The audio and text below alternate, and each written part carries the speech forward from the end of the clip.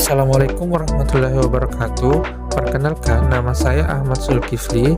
Saya adalah peserta pendidikan guru penggerak angkatan 11 dari SMK Negeri 6 Pangkep. Dalam video kali ini, saya akan memaparkan kesimpulan dan refleksi dari modul yang telah dipelajari, yakni modul 1.1. Saya akan merefleksi diri saya dengan menjawab 3 pertanyaan berikut. Yang pertama, apa yang saya percayai tentang murid dan pembelajaran di kelas sebelum mempelajari modul ini? Sebelum saya mempelajari modul ini, saya beranggapan bahwa murid adalah kertas kosong dan tugas guru adalah mengisinya. Yang kedua adalah saya cenderung beranggapan bahwa semua murid memiliki kebutuhan yang sama.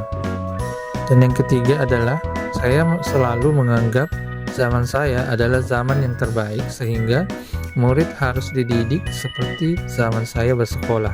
Pertanyaan yang kedua, apa yang berubah dari pemikiran atau perilaku saya setelah mempelajari modul ini? Setelah saya mempelajari modul ini, sekarang saya memahami bahwa murid bukan lagi kertas yang kosong, tetapi kertas yang telah memiliki sketsa awal yang berbeda-beda.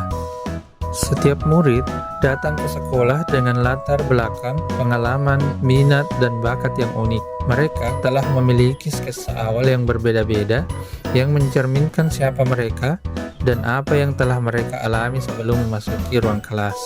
Saya menyadari bahwa sangat penting menghargai keunikan setiap murid dan menyesuaikan pendidikan untuk memenuhi kebutuhan mereka, sehingga menciptakan lingkungan belajar yang lebih inklusif, personalisasi, dan efektif yang dapat membantu setiap murid mencapai potensi penuh mereka dan menjadi pembelajar sepanjang hayat.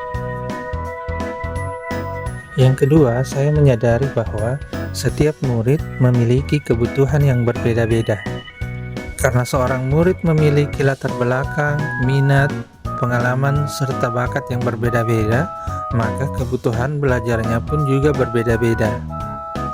Lebih lanjut, setiap murid memiliki gaya belajar yang berbeda-beda. Beberapa murid lebih mudah memahami informasi secara visual, sementara yang lain lebih baik dengan metode auditori atau kinestetik. Dengan mengenali dan menyesuaikan metode pengajaran yang sesuai gaya belajar masing-masing murid, proses belajar dapat menjadi lebih efektif dan menyenangkan. Yang ketiga, saya menyadari bahwa zaman sudah berubah. Murid kita sekarang adalah Gen Z yang hidup di tengah-tengah kecanggihan teknologi, dan guru bukan lagi satu-satunya sumber belajar. Sekarang, para guru kini memiliki peran yang berbeda. Peran guru bergeser menjadi fasilitator yang membantu mengarahkan, memotivasi, dan membimbing murid dalam memanfaatkan berbagai sumber informasi yang ada. Dengan demikian, penting bagi guru untuk beradaptasi dengan perubahan ini, terutama perubahan teknologi. Guru harus memahami kebutuhan dan karakteristik dari Gen Z, serta mengintegrasikan teknologi dalam proses pembelajaran untuk menciptakan pembelajaran yang lebih efektif dan relevan. Apa yang dapat segera saya terapkan lebih baik di kelas saya dan mencerminkan pemikiran Ki Hajar Dewantara. Pengenalan dan pemahaman terhadap murid merupakan langkah awal yang krusial dalam menciptakan lingkungan belajar yang efektif dan menyenangkan. Oleh karena itu, yang akan saya segera terapkan dalam kelas adalah memulai melakukan asesmen awal kepada murid, sehingga saya dapat memperoleh gambaran menyeluruh mengenai kemampuan, minat, kebutuhan, dan gaya belajar setiap murid. Yang kedua yang dapat segera saya terapkan adalah menyediakan berbagai cara pengajaran dan aktivitas belajar yang sesuai dengan beragam kebutuhan dan gaya belajar murid, atau pembelajaran yang berdiferensiasi. Pembelajaran berdiferensiasi yang disajikan bisa dalam bentuk presentasi visual, diskusi kelompok, proyek, studi kasus, ataupun melalui praktikum. Yang ketiga yang dapat saya segera terapkan adalah menciptakan pembelajaran yang menyenangkan melalui pemilihan media pembelajaran yang menarik, serta mampu menjadi teladan yang baik dalam keseharian.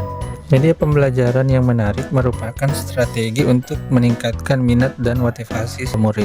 Media pembelajaran yang menarik seperti penggunaan video interaktif, simulasi digital, permainan edukatif, aplikasi mobile dapat membuat materi pelajaran lebih hidup dan mudah dipahami.